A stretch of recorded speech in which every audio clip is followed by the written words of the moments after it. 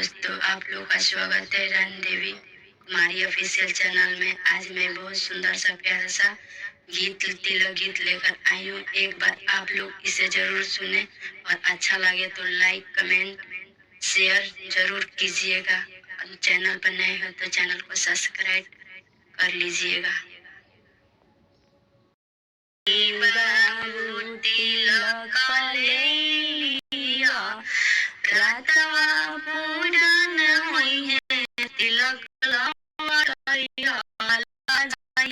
जानी बाबू तिलक ले लिया जाई, जानी बाबू तिलक ले लिया, लवा पूरन होई है, तिलक लवैया जाइया, जानी दुल्हा तिलक ले लिया जाइया, जानी दुल्हा तिलक ले लिया,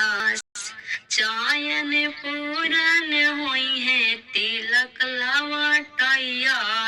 जाई, जानी दुल्हा तिलक ले लिया जाइया, जानी दुल्हा तिलक ले लिया, अंगूठी पूरन होई है, तिलक लवैया जाइया, जानी बाबू तिलक ले लिया जाइया, जानी बाबू तिलक ले